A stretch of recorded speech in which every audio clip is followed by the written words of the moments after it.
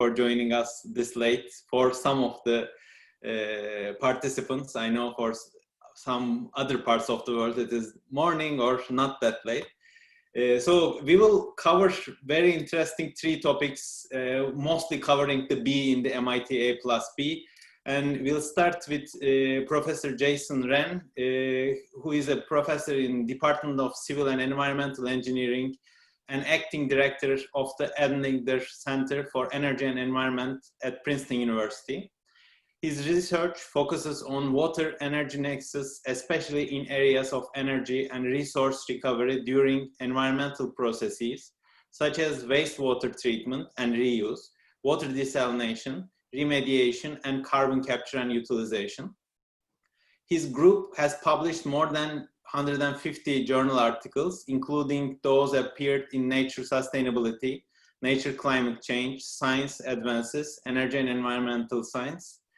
He has received various recognitions, with most recent being a recipient of the 2020 ASCE Walter Hoover Civil Engineering Research Prize. Wren received his PhD in environmental engineering from Penn State University. And today he will be presenting us using low-cost renewable energy for carbon valorization. Looking forward to your talk. Thanks so much. Can you, hold on, let me just see, how do I swap this? Yeah, it's currently in the presenter mode. Okay, I'm there. Yeah, perfect. You know? Perfect. Well, first of all, I want to really thank the organizer and a couple of friends for inviting me over. This is really my first time actually attending this conference, and you see I'm more a water guy, and I'm more actually into environmental research and energy field now. So appreciate the opportunity. I'm sort of wearing a few hats. So at my first slides, well, my talk is really about water energy nexus in the context of a bigger climate research. And since I'm the acting director of the center, I want to spend my first slide just to give you a quick idea of what Edlinger Center is about. So Edlinger Center for Energy and Environment is a relatively new energy center compared to many universities, but it's growing very fast and it does a very state-of-the-art research. We currently have 10 joint appointed faculty across campus with more than 100 faculty members across most of Princeton departments. We have 6 buckets related to energy and environmental research that covers basically most of energy areas. But most notably, what Princeton is known for is our interdisciplinary approach to connect our general technological solutions and research to public affairs, decision-making, policy-making, economics, and certainly the bigger climate science research. So I know we cannot travel much, but you're welcome to visit us at Princeton. And then let's sort of go back to the topic. We will get excellent talks about different aspects of energy, right?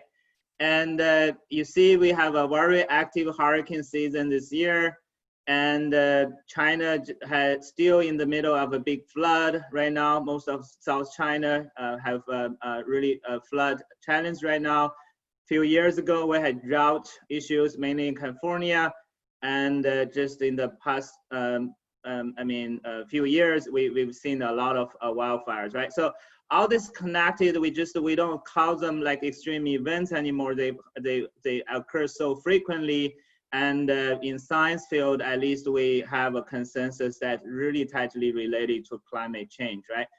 And one way to really tackle the climate challenges that was really to decarbonize different industries and our society. And as many speakers have alluded earlier in the day, energy sector has the most promise and also has done very well in terms of decarbonization. Certainly there are a lot of things remain to be done, but it's certainly the primary sector that can help us. basically bend the curve using the current terminology, right? And there are other sectors we can do a lot as well, like transportation is another very active sector, like other things as well, agriculture industry. So just a quick sort of history on actually the renewable electricity, specifically development in the past 30 years. You see from this graph, the new capacity in terms of electricity generation installed during the past 30 decades have really changed, shifted toward natural gas and renewables, right? You see the blue bars really adding more and more percentage each year. And as a result, this is a graph from National Renewable Energy Lab, really to the price or the cost of renewable electricity has dropped dramatically, right? By more than 90%. And you see the price right now, really not only solar, but also wind is really at a range like can be very competitive with a fossil fuel based electricity, right? And even at the lower end. So that makes us really not only in a position environmentally to promote renewable energy, but also economically can be very viable. So in the cost, even DOE basically at a certain point start to think about, okay, if you have free electricity, what we're gonna do, right? There's a big initiative within DOE talking about electrons to molecules, right? So sort of that's in a way really laid out the background of my talk. How do we actually leverage the low cost of electricity and also complement basically the, I would say the limitations of renewable electricity and links that to environmental applications and other energy applications. So one specific topic I want to talk about is really the carbon valorization. This is a sort of relatively new term, just start to emerge in the recent years. It related specifically on biofuels and CO2, right? So, I mean, DOE has really been very active in the past 20 years launching the biofuel industry and the research. So if you grow like switchgrass or corn and using storage, the cellulose, you would be able to say capture sunlight and CO2 and produce biofuels, right? And yet recently, there are a lot of activities you see from the research side and the development side. We don't actually grow plants anymore. And we would rather using renewable electricity or hydrogen to mediate CO2 reduction, and we can produce similar chemicals. And there's a rationale behind it. And because photosynthesis traditionally has been very low in terms of conversion efficiency, if you basically grow plants, you crush them out, you transfer them over, you get into a biorefinery or ferment it, and then you produce, for example, ice and other products. The efficiency is only about 0.2%. If you grow algae, as we call like the third generation biofuel, the efficiency is a little bit higher, it's about 1.5%. But if you look at the combination of renewable electricity, you use a photovoltaic to produce electricity, then you put it into an electrolyzer, produce hydrogen, then you actually grow bacteria to actually metabolize hydrogen and CO2 together. You get a much higher carbon efficiency in that route. It can be actually order of magnitude higher in that end. So with that said, there's another beneficial side of actually using electricity and links to chemical, because there's many actually panelists in earlier talks talk about battery, talk about energy storage, talk about policy and other things. But certainly we recognize electricity, even though there's a big improvement on storage, there's still actually things that electricity cannot do. One specific idea or field is chemical industry. If you think like, how do we use fossil fuels? One specific one is certainly electricity, right? That's used for power generation or even transportation. But the chemical industry also still very heavily relies on fossil fuel based chemicals. and yet electricity itself cannot really do that, right? So in that end, that's why you say many of you actually mentioned about hydrogen as a conduit that is very complementary to electricity, but also because it can be used as a fuel in fuel cell vehicles, but it can also be a very nice chemical feedstock to complement or actually replace fossil fuel use in producing fertilizer, in producing all kinds of chemicals. So the potential for carbon active hydrogen production out of renewable electricity can be actually very significant.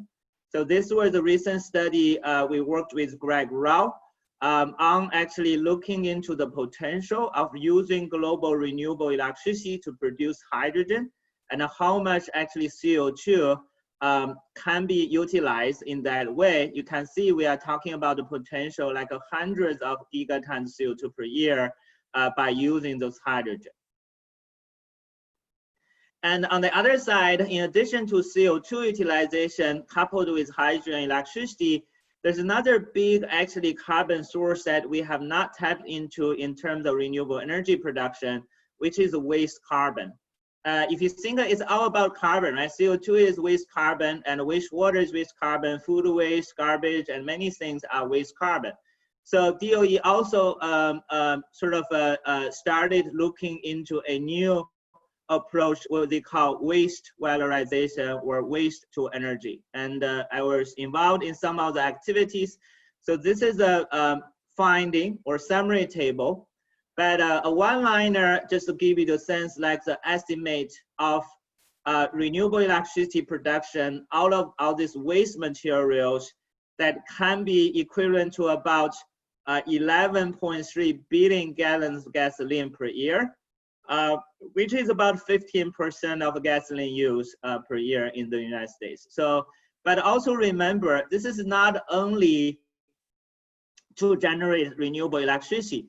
Traditionally, you had to spend a lot of electricity and land and water to actually treat this waste. So if you compare the wet waste, what we call wet waste, right? Talk about wastewater, food waste, animal waste, and other things, compared to biofuel, biomass like a corn or soybean, it actually certainly has certain advantage. First of all, it has much higher energy density, so you can get a much more energy per volume of those waste. Second, you don't need to fight the land, you don't need to fight the fertilizer, you don't need to fight the transportation, right? That's another saving. But also, you have to treat this waste anyway. You have to spend a lot of money to treat this waste anyway. Yet, why don't you actually make it a valuable product? So that's a win-win situation. So to set up that stage, I will just give you a few examples of our lab recent research to give you a couple of different examples to say what this field has been doing. One idea is, say, artificial photosynthesis is very popular right now, right? The idea is, can we actually mimic the photosynthesis to produce energy by using basically air and water, right? And so water electrolysis is certainly the most popular one, but the issue is there's certainly a barrier, right? You have to apply a external electrical potential because there's a gap between oxidation and reduction is 1.23 on electrolysis, right? So in order to make that happen, generally we have to apply two separate electrodes on both anode and cathodes. One for water oxidation, so you would produce oxygen on the anode, and then on the cathode you would reduce proton to hydrogen, right? And then you have to apply like around 2 volts to make that happen. And certainly there are advanced developments. You would use a dual junction sort of catalyst, but that's generally quite expensive, and there's the stability issues and certainly many barriers, costs, and other things, right? So in this context, if you actually just replace anode reaction, we are working on anode primarily, and we partner with actually collaborators on cathode. But if you only actually shift from water oxidation to wastewater oxidation, for example, you basically wastewater contains a lot of waste organics. you actually reduce the gap from 1.23 to 0.12 using acetic acid as example. So you drop the actually band gap by about 90%. And on the other side, think about, I'm an environmental person, right? Think about, you have to treat the wastewater anyway, and you cannot access clean water every time you want to electrolyze and produce hydrogen. So that's just not accessible, especially in developing communities. You don't even have clean water. How do you produce renewable electricity out of that way? Yet, wherever there's a people, there are wastewater, and you have to treat the wastewater, right? So you really get hitting two birds with one stone by producing renewable energy and treating the wastewater together. So we started with one basically proof concept example a few years ago to basically compare this microbial photoelectrolysis. Basically, we have to, again, close the gap with 0.12 volt, right? That's still like a gap over there. But we really, the goal was really trying, can we actually have a system that does not need any external electricity input just to produce hydrogen? So we started with this popular, like basically photocatalyst of gallium indium diphosphide, and compared with a traditional microbial electrolysis cell. You can see, so X was basically the voltage applied, Y is the current density. If you have a photocathode combined with a bioanode treating wastewater, you do get actually a self-generate current at the beginning. That means you don't apply any bias. And then when you apply a little bias, you can dramatically increase your current density to about 12 milliamp per centimeter square. And compared to that, if you do not make that combination, you don't have much current. And if you do apply a little voltage, you do get some sort of a current from hydrogen. And then you say, well, the current is not still big enough if you think about electrolysis, right? So that's why recently we did another experiment. We worked with San Diego State, Professor Gu Jing's lab. So they developed this very cool, actually, what they coined the term called a Swiss cheese black silicon photocathode, where it's, you see that actually the surface area is certainly not as regular as a traditional black silicon electrode, but also they actually did not need to be coated. They don't degrade the photocathode, so they didn't really have a protection layer, which makes it actually very sustainable and low cost. So the data after that is just to say, I'll show you. So this is a reactor where you see with visible light, one sun, you see the hydrogen bubble, and it's pretty stable. That means we really did not add any electricity out of there. We were able to get sustainable hydrogen production on its own. So you see the pretty good cycle, light and dark cycle, and then you see the anode potential versus the cathode potential. That's pretty sustainable. And you see actually from the shift, we were able to just by combining the bioanode with the photocathode, black silicon photocathode, we're able to actually get a pretty high current density at about 25 to 30 milliamp per centimeter square. And the best news is we actually used real wastewater. This is not a small reactor that use artificial water anymore. So we actually got the water from a real brewery wastewater, beer wastewater, and we run this in our system using the electrode, and you can see the current was quite stable until we ran out of food. So 90 hours was because our brewery wastewater was gone in the system. And it's not about the degradation of the cathode or the anode, right? So that's sort of, you see actually pretty sustainable 20 milliamps per centimeter square current out of real actually wastewater.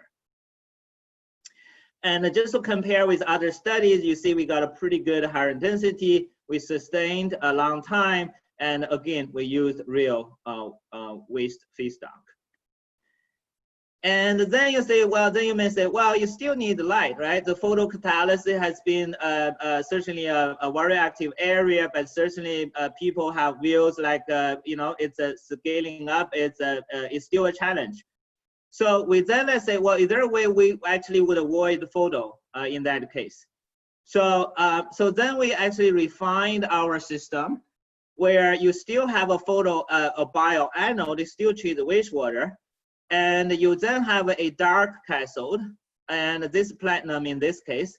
But the concept was we actually embedded a power management system. What it does is, so we have basically what we call, it's called a magnetic transformer. And the first one, we actually boosted the anode voltage, the circuit voltage to from about 0.3 volts to about 2.2 volts. So you increase the voltage, certainly you sacrifice with current, right? But with this higher voltage, then you put into a transformer, actually a boost system. You're able to actually use this internally stored and boosted voltage to sustain hydrogen production. So in this case, you see the video, the hydrogen bubble over here. We really did not have any energy input in this case. We basically converted and stored chemical energy embedded in the wastewater, put it into electricity inside, and then directly use on electrolysis. And no light, no external power, and that's, you get self-sustaining hydrogen. And then you say, well, certainly this the data just to give you the sense. When your voltage rate rise, you certainly sacrifice current, but overall you were able to actually overcome the thermodynamic barrier of electrolysis in situ. You don't need to actually have external power source to do that. And then you see actually the where the energy goes in terms of actually the stored energy. So that's why I say we were able to achieve totally self-sustaining hydrogen production, again, without any external energy input. And then you say, well, hydrogen is actually relatively easier. You only need to overcome a little bit voltage. How about CO2 reduction? So this is a paper really in the final stage of publication that I want to share with you, that you can do this on CO2 reduction as well, even though nobody really has done that, because the overpotential loss and the junction gap is still very big compared to hydrogen production. But if you actually use a similar approach of a power management system to accumulate chemical energy into electrical energy, and then boost the voltage, then you would be able to achieve actually CO2 reduction in situ as well. Again, no external energy input in that case still. Certainly that you have to combine with sort of a pretty new cathode, which is this, again, credit our collaborator at San Diego State. But you see we produce syngas, and we were able actually to tune over different potentials to turn actually the ratios between hydrogen and CO for syngas production. All right, so that's very much hydrogen so far and CO2. And then another thing we were doing was really, if you think about energy and water nexus, one thing that's get really into the interface is the gas. So there are a lot of research, environmental engineers are very good at actually delivering gas, because we always deliver oxygen, we deliver hydrogen into our reactor system, clean up environmental pollutions, right? And certainly nowadays, people try to deliver more efficiently CO2, so you can do more conversion. And on the other side, if you want to harvest your energy, whether it's hydrogen, methane, or ammonia, you want to actually have much better separation system to actually separate and recover those gas products of the liquid, right? So that's sort of one thing we are working on.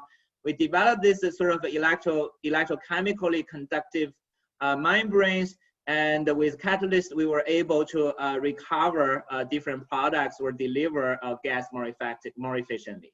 So give you one example on that. This is one thing, is a microbial electrosynthesis, where we have ammonium enriched wastewater. In this case, we want to recover ammonia together with hydrogen. So when we have this system, so again, the anode, the bacteria eat up the wastewater, they produce proton, and there's ammonium in the water, right? And because you produce hydrogen on the cathode, you're actually ions gonna accumulate it on the cathode surface. So the cations will move toward the surface of the cathode. So, and then the local pH on the cathode surface is much higher. It's about a pH 11 to 12. So that's actually triggered a phase change of ammonia move, NH4 plus as an ion, to ammonia as a gas. So you actually directly would be able to extract the gas phase ammonia together with hydrogen. So you wouldn't be able to, again, to recover both energy and fertilizer in that case. All right, another very cool material working on is in collaboration with Professor Liang Binghu at the University of Maryland. And it's about the wood. You see, I spent 10 years in Colorado, and you see beautiful Rocky Mountain National Parks. You probably see news in the past few days. The pine beetles killed the trees, and so the trees got killed, and then the trees got brown and yellow, and then they caught fire, right? So is there a better way to use those woods?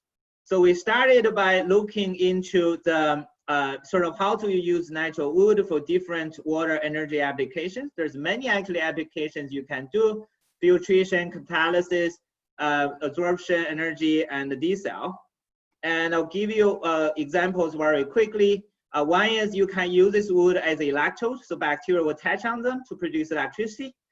On the other side, you would be use a pore size, the different hierarchical pore, to actually produce a water filter. It's a wood water filter, and then you can still use an electrode. So you do both water filtration and energy production. And recently we developed this sort of hydrophobic wood membrane that would be able to, again, isolate heat, because wood, I mean, if you have a little carbon like in the mountains, or that's in forest, you probably say, well, I mean, wood is very good of isolating heat, right? So, but you still allow the pores, the small pores, what we call pits, to transport water vapor. And yet you block the heat. So you, if you have hot water on one side, cold water on the other, you actually would, your thermal conductivity is very low, yet your vapor conductivity is very high. So in that case, you become a very good insulator, but good for actually desalination. So you basically evaporate water over that way. So in that case, we'll compare the wood membrane with like commercial membranes. You see actually the efficiency was much better than polymer membranes, and the actually water flux actually was very good as well. The last section of my talk, I have just 3-4 minutes, is the platform we're using is called Microbial electrochemistry platform. The best thing about that is you can turn, basically you link electrochemistry. On one side, you actually be able to use any electron donors that the bacteria can do, and they would convert any of these things they can eat. They clean up the environment, but they use this and produce current, right? Once you have current, basically renewable electricity, you can do whatever you want when you use renewable electricity. You can reduce CO2, you can produce other things. You can still do, say, uranium reduction for remediation, other things. And then you create this microbial battery, where you actually have an anode cathode, you have a potential, so you actually can also split salt. Sodium on one side, chloride on the other, you actually can do desalination as well. All right, so there's one example you can see. This is was done by in collaboration with National Renewable Energy Lab. This is called a black liquor, right? It's basically the wastewater generated from bioethanol fermentation plant. We're able to use this system to, again, recover the salts and produce hydrogen, and also generate current and precipitate lignin as another resource. And the last thing I want to mention to you is you can also use a similar process called microbial electrochemistry to capture CO2. It's a fairly, basically you use the pH change to accumulate OH minus, then you have CO2, it become actually calcium carbonate, right? So this is the products on the right. You see we actually were able to capture CO2, produce minerals. You can also use bacteria to reduce CO2 into all kinds of chemicals. So they have pros and cons each way, but you can use this platform to do many other things. One example on that is we can potentially use actually such process to convert wastewater treatment plants into a CO2 refinery. So you can actually still treat the water, clean up the water, but you would convert CO2 into carbonate as a product. You produce hydrogen as energy. Then you can combine with algae to actually recover fertilizers out of nitrogen and phosphorus as well. So we did an analysis. In that case, you see if we actually switch this different treatment process into the way we propose, just in the US and in China, the two biggest emission countries, we were able to actually change this industry from emitting a lot of CO2 to capturing CO2, from carbon positive to carbon negative, and then from losing a lot of money to spend a lot of money on wastewater treatment plant to actually generate revenue by selling those different products. So I'll skip this one, but you see just very quickly, you see very good co-location between a carbon emitter, like a power plant or refinery, with wastewater treatment plant. They are commonly co-located that you actually can do this in large scale. All right, with that, I'm right on time. I'm very proud. I want to thank my sponsors and also my lab members at Princeton. If you have any question, feel free to email me or contact me. Thank you so much. Thank you very much, Professor. And it was a very interesting talk, and you touched upon so many different topics. So I think there will be some questions, but before we got questions from the attendees, maybe I can start with some like high-level questions. Since the session is on innovation, so where do you see your technologies to be like commercialized or moving to the next step? So are you mostly interested in like basic science piece of it, or you are thinking of the next level of these processes? That's a very good question. We do both. In fact, we do fundamental science, understanding mechanism. The things I showed you today are mostly on the fundamental science side. Even you see it's moving toward application. I personally actually co-founded 2 companies with my students. One of them is quite successful, but my students running it, they recently sold about total $10 million to actually convert brewery wastewater into actually energy and food products. Another one is this hydrogen production out of all this different type of electrode and out of electrolysis. Recently got a lot of actually interest from industry. So we are actually in the process of doing pilot process and scale it up, especially with the low cost of electricity and the free cost of wastewater. You can do a lot of revenue out of that. Yeah. I can see a lot of promising opportunities for your technologies. So in terms of the like scaling up these processes, so basically you just need a wastewater and decide what to valorize from this wastewater. So how do you see this implemented? So are you starting from a product and then going to different wastewater resources that will have some of these elements, or what's the... That's actually a very good question. So when I teach a class, I always ask my students, the first question is, do you know what's in wastewater? There's a lot of things in wastewater, right? You can recover many different things, certainly depend on the technical feasibility and economic values. The most actually, I would say profitable ones would be actually carbon valorization, because it has the most carbon, waste carbon in there. Phosphorus is another one, because you're gonna run out of phosphorus before you run out of fossil fuels, I can tell you that. Nitrogen is another thing at the fertilizers. There's a big push on actually using nitrogen gas, producing ammonia, right, as a fertilizer. Wastewater actually has tons of actually nitrogen in there. There's metals. There's a lot of precious metals. In fact, USGS estimated there's worth actually tens of millions of dollars of gold in wastewater. So you can actually gold mining out of wastewater. Yeah, there's many actually possibilities you can do. So in your like all these 4 or 5 elements, we haven't seen any cost numbers. So do you have any sense of like comparable costs for what you are doing, what the alternative is? Or for example, I am most interested in the hydrogen space. And when we see the hydrogen numbers, like the efficiency numbers you have, it is significantly increasing the overall efficiency. But what about the cost and the scaling opportunity for hydrogen production as well as fuel production? What I can tell you is if you use the same cathode, I'm not, like I said, I'm not a cathode guy, so I always work with cathode development. I'm more on the anode side. So wastewater is definitely much cheaper than you use fresh water, or even compared to seawater. If you produce basically using electrolysis or even photocatalysis process, because in one way, again, you reduce the junction gap, you actually have lower energy input. On the other side, think about this. It's just the energy folks, always I have to explain as a wastewater guy, right? It's not much overlap so far, is that you have to treat wastewater anyway. And you have to spend a lot of money, in fact, to treat wastewater.